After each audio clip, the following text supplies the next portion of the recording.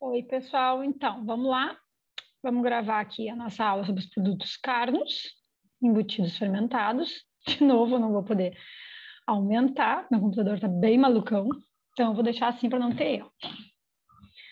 Então, se a gente for olhar aqui, né, a população vem aumentando, assim como, né, a indústria de alimentos, principalmente, né, faturamento líquido, a gente vai ver aqui de derivados de carne, subiu agora devido à pandemia, o preço absurdo da carne ter baixado.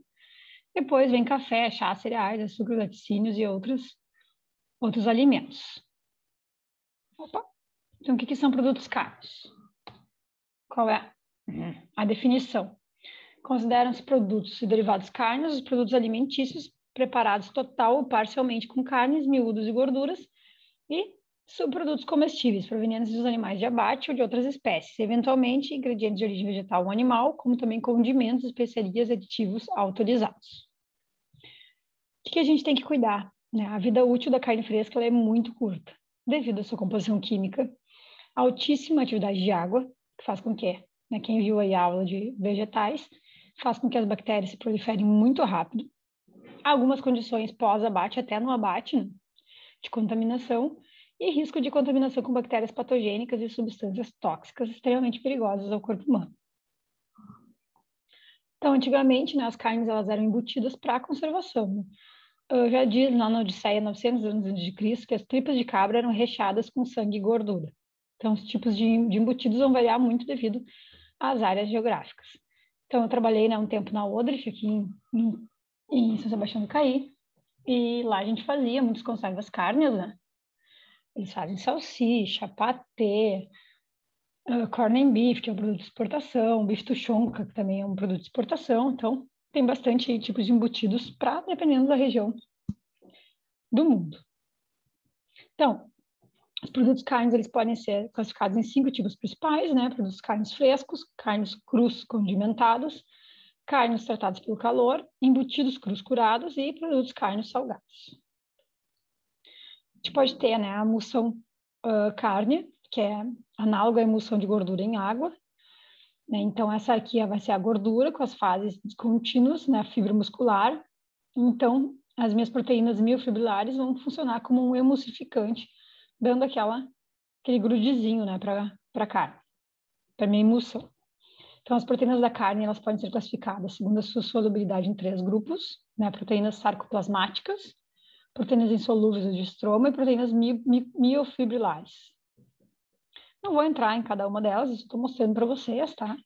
Não é o alvo da nossa disciplina, por sorte de vocês, né? Então, eu só vou mostrar aqui para vocês. Então, aqui, né, a analogia, essa aqui é a emulsão de gordura em água, eu vou ter a parte hidrofílica e a parte hidrofóbica, e é mais ou menos como que acontece com a molécula da miosina, por exemplo. Então, as proteínas miofibrilares elas vão se associar umas às outras na superfície de gordura. Então, vão formar aqui essa película nessa área superficial, né, da gordura e a água. Então, que forma, né, eu preciso de gordura para formar essa minha emulsão. Se eu não tiver gordura, eu não consigo fazer uma emulsão efetiva. Então, a estabilidade da emulsão carne, né, vai depender de pH acima de 5,7, né, acima do ponto isoscrático, mais ou menos 5,4, né? Então, acima disso eu vou conseguir ter uma emulsão. Presença de sal, né, chamado também de saltinho. Adição de água, gelo, sal, especiarias e agente de cura.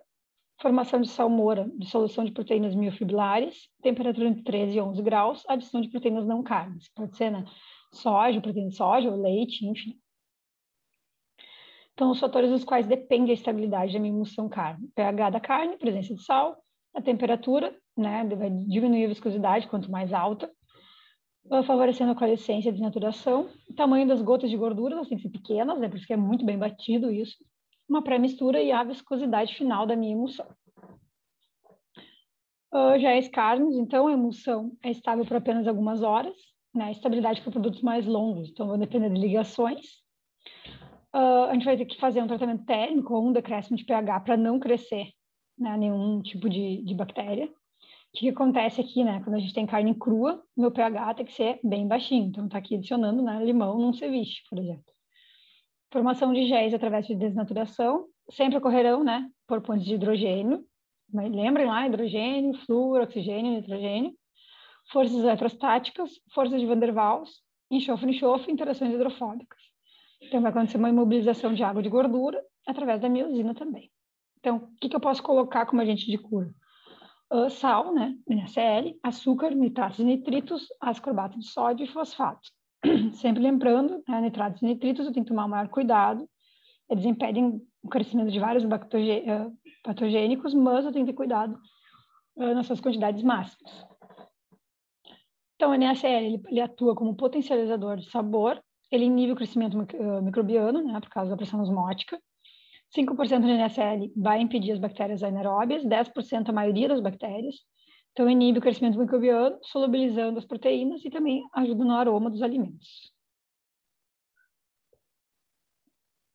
O açúcar evita salgamento excessivo, diminui a umidade, modera o sabor, produz alguns aromas através das bactérias desejáveis e contribui para as reações de escurecimento. Também pode acontecer através de condições redutoras, auxílio no aroma e na cor.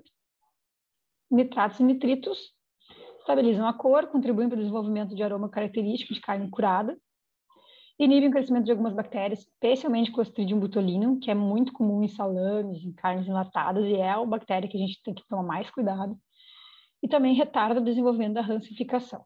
Então, o que a gente tem que tomar cuidado, né? Nitrosaminas são, quando aquecidas, então não pode colocar muito, que é um dos causadores do câncer. Então, né, eles estabilizam a cor através, principalmente, né, do pigmento da carne, né? A mioglobina, a hemoglobina, os citocromos, então a gente vai ter aqui, né, várias reações que acontecem nessa minha carne, que a gente vai ver aqui um pouquinho mais, em fotos. Então, a mioglobina ela é púrpura, né, e na presença de NO, a nitroglobina fica vermelha, clara, né, e se aumentar muito o calor, ela pode ficar rosa. Se tiver oxigenação, ela pode ficar um vermelho brilhante, e se ocorrer a oxidação, ela vai ficar marrom. Então, o que a gente está vendo aqui, né? A desoximioglobina, um vermelho púrpura, né? A carne recém-cortada, embalada a vácuo, não há oxigênio suficiente para as mioglobinas, então ela se mantém assim. Se eu tenho já um vermelho brilhante, claro ou escuro, né? Logo que eu desembalo ela, essa carne, o oxigênio vai penetrar no interior do meu produto. A metamioglobina, quando tem manchas, sabor do café, né? Cor de café, então já tem uma oxidação da mioglobina ou da oximioglobina, então comum durante a maturação de carnes secas, por exemplo, né, que ela tem essa cor mais escura. E sulfamioglobina, se a carne já está decomposta ou com uma coloração esverdeada. Então, contaminação por bactérias produtoras de enxofre, a mioglobina se combina, né, com enxofre e gera compostos da cor verde. Então, como é que eu faço, né, para estabilizar essa cor? Então, tem aqui, né, exatamente como é que eu faço. Quando acontecer uma oxidação, eu vou ter a cor marrom. Por oxigenação, eu tenho um vermelho brilhante. Por desidratação, pode ser marrom escuro, e assim por diante. Então, tem várias reações envolvidas, né, nessa estabilidade do meu produto carne. Ascorbatos e isoascorbatos, né, sal de ácido ascórbico, que é a vitamina C, tem um efeito na cor, ela reduz a metaglobina e a mioglobina e potencializa a redução de NO. Então, ela bloqueia a formação das nitrosaminas. Concentração de 1.000 microgramas por quilo de ascorbato bloqueia a síntese durante a fritura, por exemplo, do bacon, por isso se recomenda uma adição. E ela dá efeitos no aroma e no sabor, protegendo a rancificação da gordura. Então, para embutido carne fermentado, o que eu vou precisar? Carne de uma ou de várias espécies de abate, caças ou aves, miúdos, né? Posso ter miúdos, sangue e seus componentes, gorduras e azeites comestíveis, farinhas, amidos, féculas de origem animal, menos de 10% do produto acabado, proteínas lácteas de origem vegetal, menos de 10% do produto acabado, hidratos de carbono solúveis em água, menos de 5%, e condimentos e especiarias. Posso fazer, né, um pré-salgamento para impedir a formação do complexo de actomiosina, que a gente vai ver aqui, né, uma carne salgada, quente, uma carne conservada em câmara fria, e o tempo, né, que ela fica, e a duração dela. Te vê aqui, ó, quadradinho A e B, a carne quente, salgada e picada, continuou se processando depois do tempo indicado, e a carne quente, salgada, processada imediatamente no cooler, né, que é uma batedeira gigante, continuou se processando depois do tempo indicado. Então, as fases principais. Primeiro, o repouso da carne antes do embutimento, durante 24 horas a 4 graus. Refrigeração e anaerobiose, né, para bacilos psicotróficos gram-negativos, Pseudomonas, Lactobacter e Flavobacterium. Depois, eu vou fermentar isso em estufa, de 22 a 27 graus, uma umidade relativa de 90%, e por 48 horas. Posso, né, fazer uma inversão microbiológica, adicionar agente de cura, especiarias, desidratação, acidez, anaerobiose, adicionar lactobacilos, micrococcus, leuconostoque, bacilos, que esses aqui são os carinhas legais, esses aqui são os carinhas que a gente está querendo evitar. Redução de natritos, né? A gente vê aqui a evolução dos principais grupos microbianos durante a maturação dos embutidos curados. Então, a microbiota total, né? A gente vê que é mais quase lactobacilos e vai diminuindo com o tempo de maturação os micrococos. Então, a fermentação acontece de maneira muito similar às conservas vegetais. Né? Os açúcares são transformados em ácido lático por diferentes espécies de lactobacilos homofermentativos. Não quero álcool, né, na minha carne, quero só lactobacilos, só lactase. Então, decréscimo do pH, coagulação das proteínas para formar esse gel carne, inibição de bactérias gram-negativas como Pseudomonas, pontos isostéricos, proteínas pouco solúveis, perda da contenção de água, diminuição da atividade de água e desidratação do produto. Minhas condições são baixa atividade de água, alta acidez e ausência de oxigênio, para crescimento de lactobacilos e micrococos. Então, a gente vai ver aqui, conforme os dias, né, de maturação, a gente vai ter decréscimo forte de pH e de atividade de água. A maturação, vocês lembram lá da aula de cervejas, que a gente falava um pouco sobre a cerveja ser maturada? Então, a maturação ela tem condições distintas, de 12 a 14 graus, mais ou menos 80% de umidade. Ela tem que ser, né, uma evolução do pH. A gente tem que ir olhando, né, o pH.